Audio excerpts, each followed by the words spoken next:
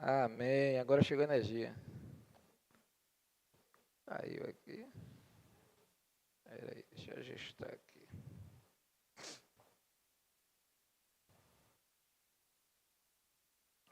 Que alegria um tempo como esse, vivenciar. Ajusta aí, tá meio estranho aqui só. Vivenciar esse tempo precioso. Não se preocupe, daqui a pouco vocês vão desfrutar do abraço, da alegria das suas amadas. Agora deixa eu dizer uma coisa, principalmente aos maridos. Se tem algum marido aqui, de alguma esposa que está aqui, tenham paciência. Se ela costumava conversar, agora que ela... Pois é, então se prepara, porque tem muita história. Só que muita história limitada, né? Porque se os maridos não fizeram, se a família não fez, é claro que elas não vão contar, porque elas não vão perder, tirar a oportunidade que você que não fez ainda possa desfrutar desse tempo. Mas tenha paciência, porque elas estão elétricas e vai levar um tempo até elas se aterrissarem nesse tempo todo precioso, que é maravilhoso. Mas vamos seguir aqui. E mito é uma palavra grega que vem do grego mitos, que significa discurso ou uma narrativa. Em um sentido mais moderno, a gente pode também descrever que mito, eles são crenças populares sem comprovação científica, ou seja, a gente pode dizer que mitos, eles são narrativas simbólicas de caráter religioso e cultural. Elas são usadas para explicar a origem do mundo, fenômenos naturais e até a existência humana. E é tão interessante que os mitos, eles eram considerados, são considerados por muitos ainda, como algo verdadeiro, algo inquestionável por aquelas pessoas que os criaram. O problema é que muitos mitos e suas interpretações erradas acerca daquilo que eles trazem, eles têm corrompido a fé e têm atrapalhado o crescimento de muitos cristãos. Muitos têm distorcido a mensagem bíblica e criado expectativas das pessoas que fogem totalmente da realidade do Evangelho do Senhor. A verdade é que, de fato, os mitos têm trazido muitos danos à igreja do Senhor Jesus, ao longo de todos esses anos. Por isso, começamos a semana passada uma série de mensagens intitulada Destruindo os mitos que nos fazem sofrer. Os mitos trazem prejuízo para todos nós, principalmente para a igreja do Senhor, e nós precisamos destruí-los para que eles não impeçam de nós vivermos o que o Senhor tem para nós. O intuito dessa série é expor alguns enganos, confrontá-los com a verdade da palavra de Deus e conduzir os corações à cura, à clareza e à libertação que o Evangelho traz. Falamos na semana passada sobre a importância daquilo que cremos, de quebrar os mitos acerca das coisas que nós cremos, uma vez que a fé ela é alicerçada de uma forma saudável, tanto espiritualmente falando, quanto emocionalmente falando. Nós vimos que viver pelo que crê e não pelo que nós sentimos, isso vai nos ajudar num posicionamento indispensável para todas as coisas do nosso dia a dia. Porém, que parece que crer completamente no Senhor ainda é um pouco distante para muitas pessoas. Já que o mito, ele atribui a Deus algo que não é verdadeiro, algo que não traz um sentido completo. Enfim, tem muitos mitos que têm afastado as pessoas do Senhor. Por isso, hoje, dando continuidade à nossa série, Quebrando os Mitos, nós vamos refletir nesse tema, destruindo os mitos acerca das verdades de Deus. Porque a palavra do Senhor é a verdade. E nós precisamos quebrar mitos que tentam destruir essa verdade do Senhor.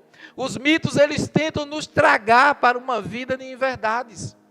Mas a verdade do Evangelho do Senhor, ela é libertadora. João 8,32, Jesus disse, e conhecerão a verdade, e a verdade vos libertará. É o Evangelho. É o Evangelho que, quando nós conhecemos de fato, as escamas caem nos nossos olhos e nós passamos a enxergar de fato aquilo que é verdade em nossas vidas. E eu quero mais uma vez orar com você por essa palavra nesse instante. Baixe suas cabeças, vamos orar ao Pai.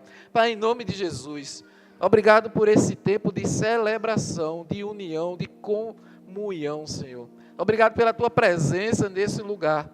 Nós te louvamos, nós te adoramos, nós celebramos recebendo as amadas Cucilijas nesse lugar. Mas agora nós queremos aquietar os nossos corações, abrir os nossos corações e as nossas mentes para que tua poderosa palavra venha penetrar em nós e que ela possa trazer transformação na nossa vida, Senhor. Vem, Espírito Santo de Deus, queremos conhecer, aprender e viver as verdades do teu Evangelho. E as palavras de minha boca e o meditar do meu coração sejam agradáveis em tua presença, Senhor. Tu que és a minha rocha, o meu Redentor. Amém. Meus irmãos, olha, a verdade é que muitos constroem a sua fé sobre percepções distorcidas ou incompletas acerca de quem Deus é. O que inevitavelmente isso resulta em algo, em um evangelho, em cristãos superficiais, frágeis. Tais ideias, elas podem surgir de simples tradições religiosas que são mal interpretadas, experiências até pessoais que são dolorosas, ou até mesmo de influências de uma cultura que molda Deus conforme a imagem que ela quer e deseja. O problema é que, ao se relacionar com um Deus que não corresponde à verdade revelada nas Escrituras, a pessoa acaba se afastando do verdadeiro caráter divino, que Ele é justo, amoroso, santo e pessoal. E perde a oportunidade de desfrutar, de experimentar a profundidade transformadora de um relacionamento autêntico com o Senhor. Destruir esses mitos, ele é um passo essencial para restaurar a clareza espiritual e a nossa intimidade para com Deus Pai. Isso muitas vezes vai exigir coragem para confrontar ideias que estão enraizadas. Ideias que já foram constituídas há muitos anos e estão lá enraizadas e nós muitas vezes precisamos arrancar e não é fácil. Sabe, eu não sou plantador, mas eu conheço uma macaxeira que é uma raiz. E para você arrancar a macaxeira, você sai lá arrancando a raiz, vem lá de trás arrancando tudo. O que vê pela frente e faz aquele buraco ali. É mais ou menos assim, por isso que é difícil. A gente arrancar alguns mitos que foi criado por muitos anos, vai causar dor, vai ser difícil, mas é essencial para que a gente possa vir abrir o coração para viver as verdades de Deus. Exige disposição, exige desaprender algo que aprendemos errado, algum conceito que foi equivocado. E a gente nos permitirmos ser ensinados pela palavra do Senhor. Quando nós nos despimos das caricaturas que muitas vezes criamos de Deus, porque às vezes nós criamos caricaturas de Deus por anos, uma caricatura de Deus criada de um Deus que é implacável, um Deus que ele é injusto, ele é muito implacável, ele é muito cruel, um gênio da lâmpada mágica, né? Tem aquelas pessoas que criam a caricatura de Deus sendo implacável, cruel. Já tem aquelas outras que tem Deus como se fosse um gênio da lâmpada mágica, né? Eu vou procurar ele vai satisfazer meus desejos ali, rapidinho e pronto. Tem aquelas pessoas também que criam uma caricatura de um Deus meramente como um espectador, alguém que está longe, que nunca está olhando para a gente, que sempre está ocupado com muitas coisas, e quem sou eu para que Deus possa me olhar? Então são coisas que nós precisamos quebrar, são mitos que precisamos quebrar na nossa vida, abrir espaço para conhecer e desfrutar do Deus vivo em sua total plenitude. Essa jornada de destruir certos mitos, elas não apenas aprofundam a fé, mas ela também liberta o nosso coração, para que a gente possa amar e confiar em Deus de uma forma genuína, verdadeira e transformadora. No texto que nós lemos agora, há pouco, Moisés, ele fez uma referência que toda a criação precisa ter conhecimento verdadeiro acerca de Deus. Todos nós precisamos ter conhecimento acerca de Deus, e o texto diz aqui, no primeiro verso: escutem, ó céus, e eu falarei. Ouça, ó terra, as palavras da minha boca. Ninguém pode permanecer indiferente às verdades sobre Deus. Nós precisamos compreendê-lo, ouvi-lo, entendê-lo. A sequência do texto complementa: que o meu ensino caia como chuva e as minhas palavras desçam como orvalho, como chuva branda sobre os pastos novos, como garoa sobre tenras plantas. Proclamarei o nome do Senhor. Louvem a grandeza do nosso Deus. A verdade sobre Deus é comparada com a chuva e o orvalho que nutrem e florescem, que trazem vida. A água, ela traz vida, e aqui Moisés ainda está comparando. A água que traz vida, a planta que faz ela frutificar, é a mesma coisa conosco. Jesus derramando sobre as nossas vidas, para que a gente possa crescer de forma saudável e venha a frutificar, é isso que Ele espera de nós. A verdade sobre Deus, ela é comparada aqui sobre a chuva e o orvalho. O Deus, nosso Deus, precisamos compreender que Ele não destrói, Ele traz vida. Ele não pesa, mas Ele refresca o coração sedento. Ele traz vida a todo aquele que está morto em suas transgressões, Ele ressurge. Ele faz ressurgir a todo aquele que o busca. Ele traz refresco aos corações que estão sofridos, doloridos, cansados, sobrecarregados. Então, eu preciso compreender as verdades do Senhor. Acompanhe comigo aqui três verdades que são eternas e que nós precisamos crer. Então acompanhe. Eu me aproprio das verdades eternas quando eu creio, em primeiro lugar, que o Senhor é sempre justo. O Senhor é sempre justo. E isso combate um primeiro mito que muitas pessoas trazem. O primeiro mito é que Deus, Ele é injusto. Tem muita gente que defende e busca acreditar nesse mito de um Deus injusto. Esse mito de Deus injusto, ele surge muitas vezes por interpretações equivocadas por conta de suas proibições, como as suas restrições arbitrárias ou punições severas. Algumas pessoas enxergam os mandamentos do Senhor como barreiras para a liberdade ou para uma vida de felicidade, sem perceber que, na verdade, essas orientações são expressões do cuidado de Deus para conosco. Ele não está querendo acabar com sua alegria e sua liberdade, até porque é uma falsa liberdade, que você muitas vezes não compreende. Ele está tomando cuidado para que você não tenha prejuízo com a sua vida.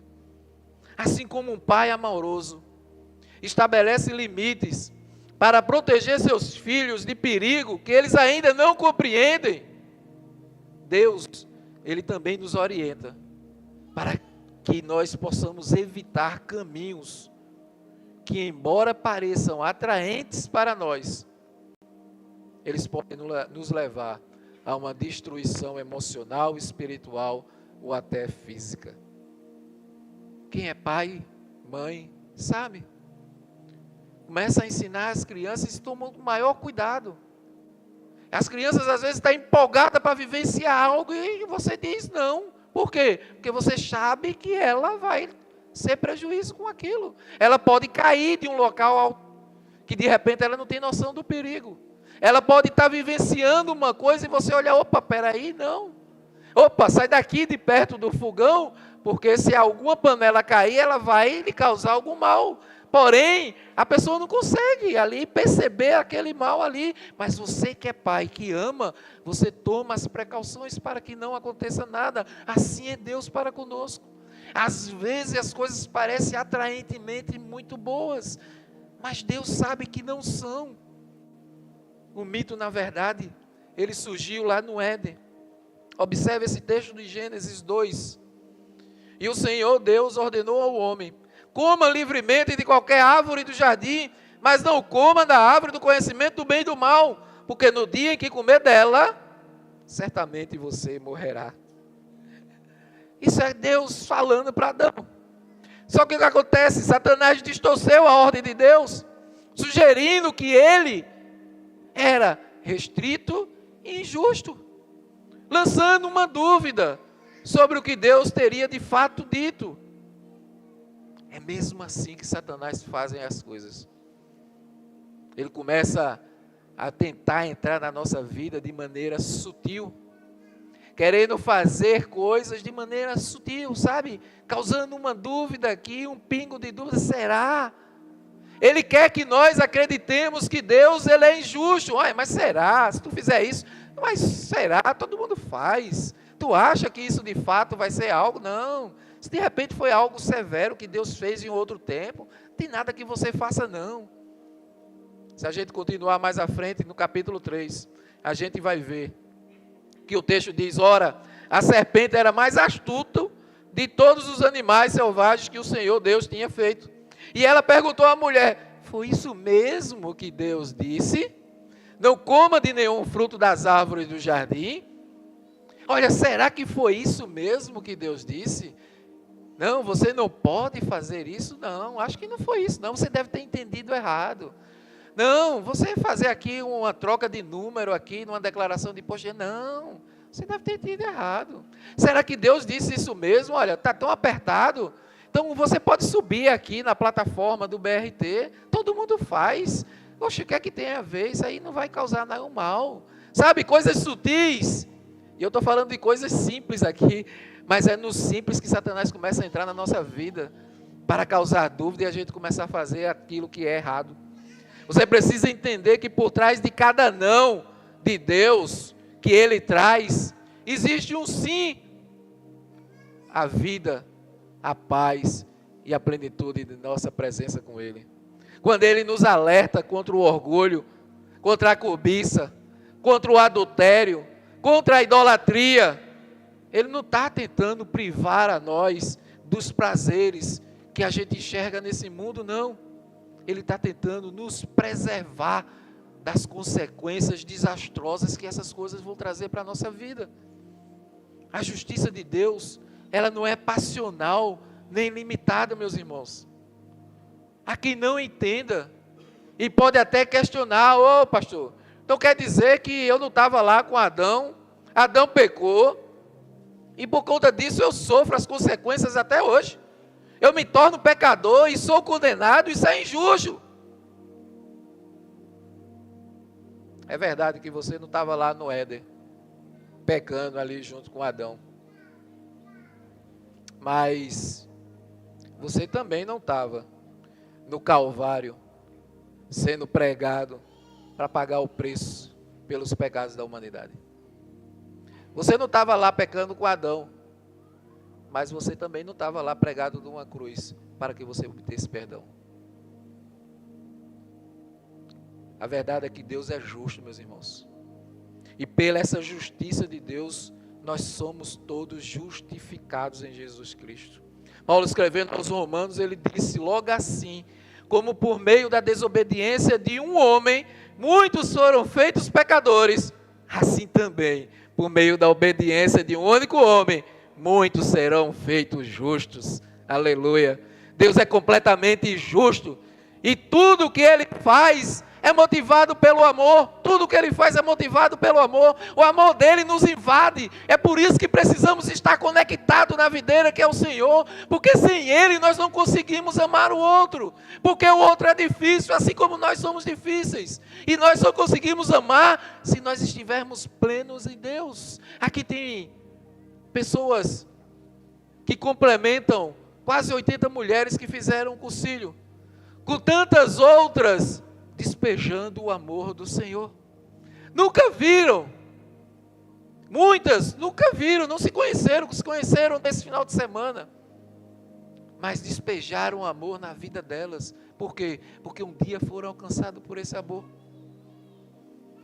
Eu escutei no carro, a gente foi conversando, e alguém comentou assim, Poxa, porque me falaram do concílio, e eu disse, quanto é que vai custar? Ele disse, não, é de graça, nada não vai custar nada não. E na hora eu fiquei calado, eu deixei seguir, né? A gente foi conversando, estava bem massa, enfim. E hoje as pessoas que perguntaram isso, elas tomaram conhecimento. Claro que tem um custo, é quinta, sexta, sábado e domingo, é comida de manhã, de tarde e outras horas. Enfim, tem o custo do espaço, é claro que tem o custo. Só que para as pessoas que a maioria que fez, elas foram abençoadas por outras pessoas e muitas vezes pessoas que nem conheciam elas. Sabe, olha, foi de graça, não, o preço já está pago. É quando nós compreendemos que esse amor derramado na vida de cada uma delas, é simplesmente nós replicamos o amor que recebemos de Deus. Por quê? Porque o preço foi pago na cruz. Não foi nada de graça. Foi pela graça. Pela graça de um Deus que nos ama, que entregou o seu Filho para que eu e você hoje pudéssemos ter vida. E vida abundante e vida eterna. Deuteronômio 32, a parte A do verso 4. Ele é a rocha. As suas obras são perfeitas e todos os seus caminhos são justos. Creia, quando Deus diz não, é porque Ele nos ama e Ele quer nos proteger. Mas continuando, eu também me aproprio das verdades acerca de Deus. Quando eu creio, em segundo lugar, que Deus é sempre fiel e cumpre as suas promessas. Deus, Ele não é filho do homem para que minta, Ele não é mentiroso, Ele cumpre as suas promessas. E isso vem combater o segundo mito, que Deus não é digno de confiança. Isso é um mito que muita gente carrega, Deus não é digno de confiança. Esse mito geralmente nasce em pessoas que elas têm frustração, diante de alguma expectativa que não foi atendida. Quando ela colocou a expectativa no Senhor de algo e ela não foi atendida. Quando as suas orações parecem não serem respondidas. Ou quando algumas promessas pessoais não se concretizaram na sua vida. É comum que quando isso aconteça, alguns corações questionem a fidelidade de Deus. Essa visão, porém, ela parte de uma compreensão muito limitada da plenitude de Deus.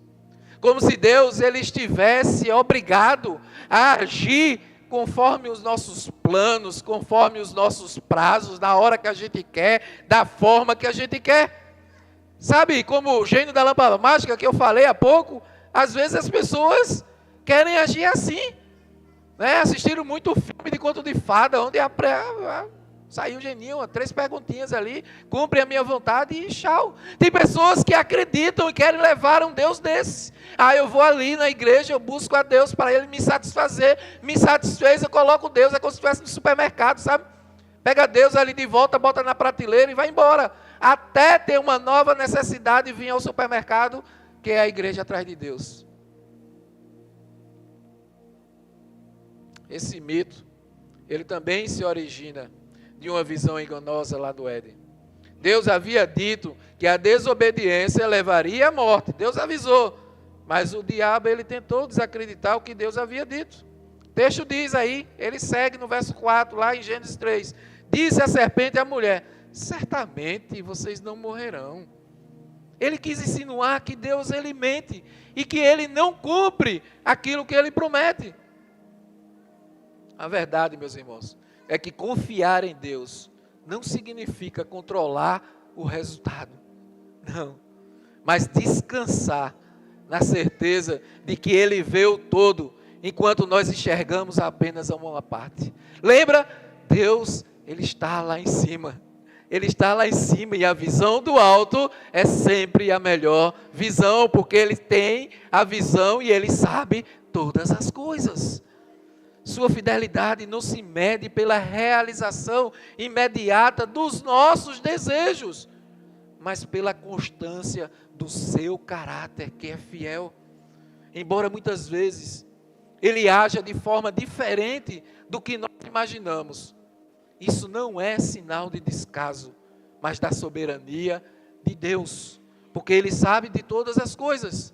É tão interessante, quando vamos passeando pelo Evangelho, nós vemos Jesus curando várias pessoas.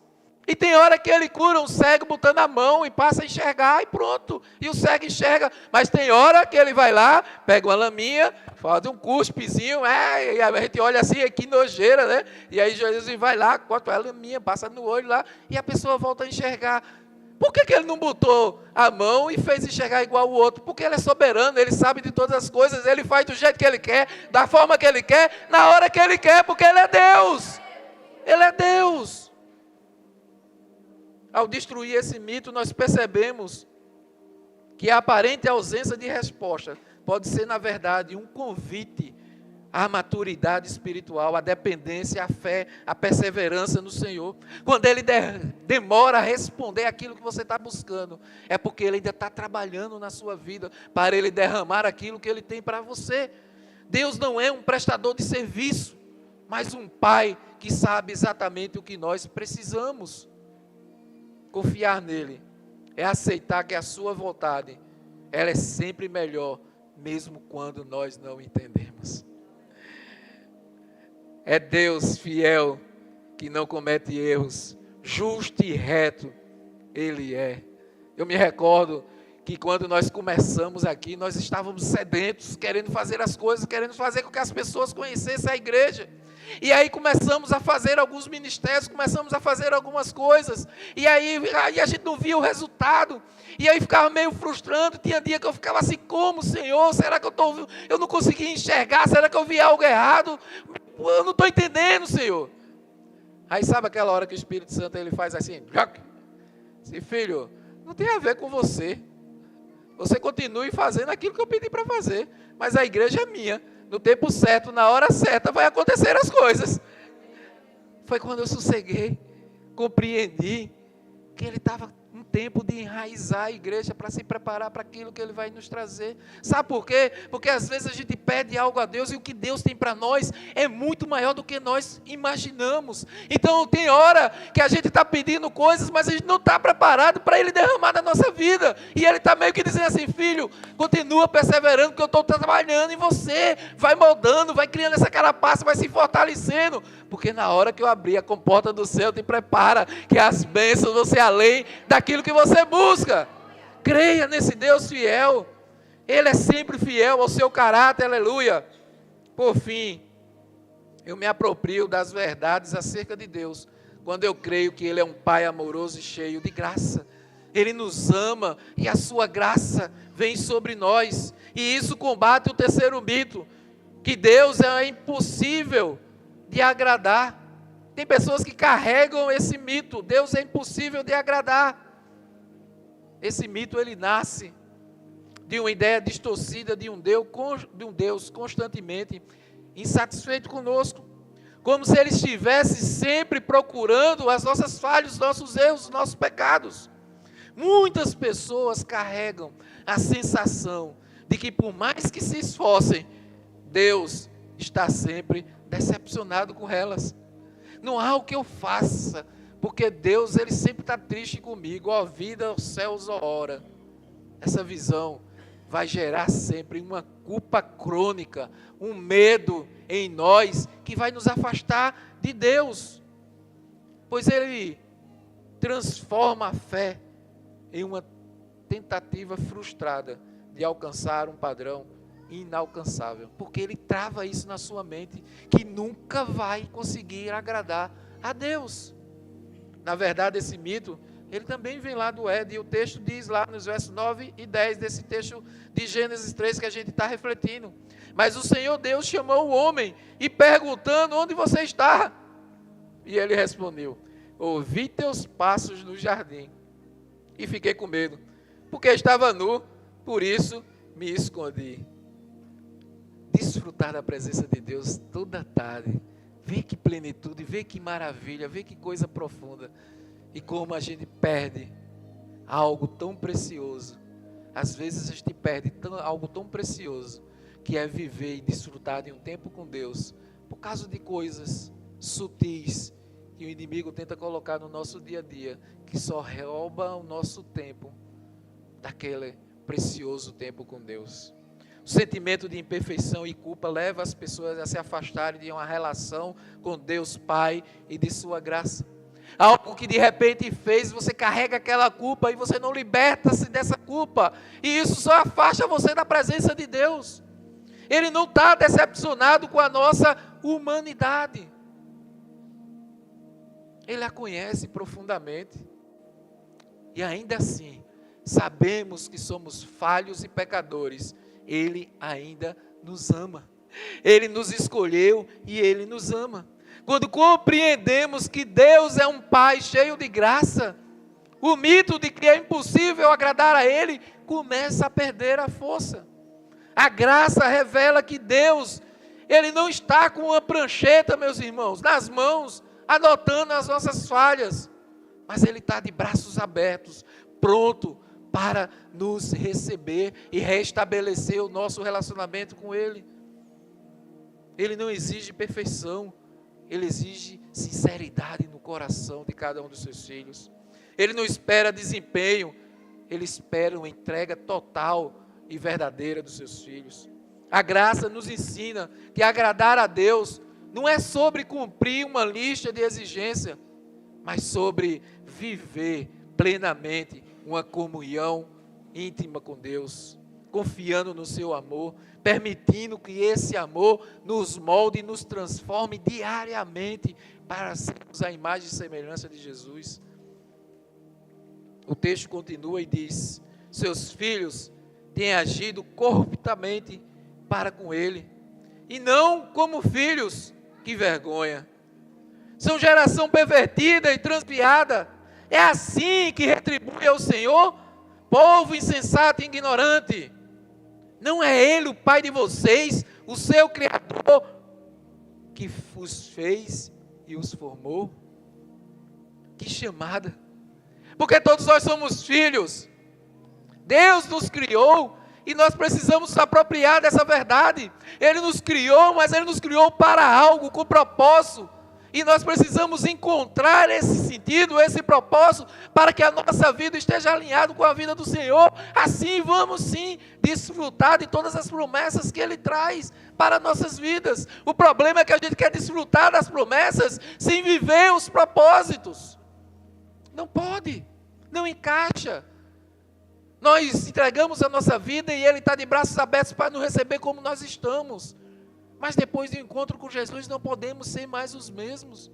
Precisamos nos permitir ser moldados diariamente, todos os dias, até a nossa partida, até a vinda de Jesus, nós vamos ser transformados. Agora nós não podemos parar e estabilizar nessa transformação. Creia, não precisamos conquistar o amor de Deus. Ele já nos deu graça em Jesus Cristo. Quando vemos Deus como um Pai gracioso, descobrimos que agradá-lo não é um fardo, mas uma resposta natural ao seu amor. Essas mulheres que estavam lá servindo outras mulheres, você pode conversar com todas elas, não tem nenhuma que, por mais que esteja cansada fisicamente, vai dizer: foi um fardo pesado, eu estou aqui com o peso. Não. Sabe por quê? Porque a maior alegria é ver as meninas que fizeram entrando ali, saltitando, pulando de alegria. Elas compartilhando que tiveram um encontro com Jesus, que conseguiram encontrar respostas, que conseguiram entender e conseguiram buscar a transformação que só encontram em Jesus. Quando ela vê a alegria no rosto, quando vê as famílias vindo recepcionar, tudo isso, olha, traz assim a sensação de dizer: obrigado, Senhor, porque eu fiz parte daquilo que Tu estás fazendo. Esse é o caminho da liberdade espiritual, onde a graça vence o medo e a intimidade substitui a insegurança. Os mitos distorcem a nossa fé e nos escravizam, mas a verdade nos liberta. O pessoal do louvor pode vir. Então, destrua esse mito acerca de Deus. Se aproprie das verdades eternas sobre Deus. Porque o Senhor, Ele é sempre justo. Deus é fiel e Ele cumpre as suas promessas. Ele é um Pai amoroso e Ele é cheio de graça. Meus irmãos, a verdadeira crença ela está em Jesus Cristo. O mundo oferece um mito de liberdade, que na verdade só vai nos levar a uma vida aprisionada em vícios e tantos outros males. Mas o Evangelho nos oferece uma verdadeira liberdade na plenitude de Deus. E essa liberdade não é uma abertura para que nós possamos viver em pecado, mas sim uma capacidade de buscarmos a não mais pecarmos. A capacidade de fazer escolhas certas, que é a maneira correta a se seguir e a se viver. A capacidade de amar e buscar a verdadeira abundância que nós só encontramos em Jesus Cristo. Só Ele pode nos oferecer essa abundância. A verdade, ela é libertadora. E a verdade está em um Deus que é justo, que é fiel em cumprir suas promessas, que nos ama e nos enche da sua graça. Esse Deus, Ele está de braços abertos para abraçar e receber você no reino dEle, que é o reino eterno. Nós estamos apenas de passagem nesse mundo. Não adianta você querer acumular, não adianta você querer se acabar nesse mundo, que aqui é só uma passagem. Quando nós compreendemos isso, que estamos vivendo do mundo, mas não somos do mundo, fomos criados para Deus, para vivermos toda uma eternidade com Ele, a perspectiva da nossa vida começa a mudar. As escamas começam a cair dos olhos, as nossas escolhas começam a ser escolhas que vão nos colocar para cima, que vão fazer caminharmos de forma ordenada na vontade de Deus. Fomos criados para vivermos por toda uma eternidade com o Senhor. Para isso, uma decisão todos nós precisamos tomar, e não é ontem, não é amanhã, ela precisa ser hoje. É receber a Jesus como Senhor e Salvador no seu coração. Destrua os mitos que te impedem de se jogar nos braços desse Pai amoroso que quer transformar a sua vida. Vem sentir o abraço dEle e começar de fato a ter uma vida centrada no Senhor. Apocalipse 3:20. O Senhor diz: ei, eis que estou à tua porta e bato. Se alguém ouvir a minha voz e abrir, eu entrarei e cearei com ele, e ele comigo. Nós vamos cantar uma canção. Uma canção onde declara que todos os reinos eles se abalam, que todos os povos eles se curvam, que todas as mãos se levantará e todo joelho se dobrará, porque só Deus é rei. Essa é a verdade sobre Deus. Ele é rei, Ele é o Senhor, o seu reino durará para sempre, aleluia.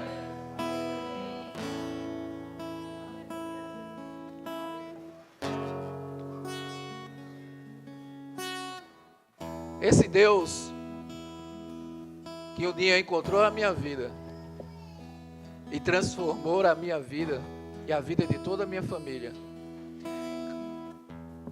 é o mesmo Deus que está hoje aqui, de braços abertos, para receber você, do jeito que você está, para te dar nova perspectiva na sua vida.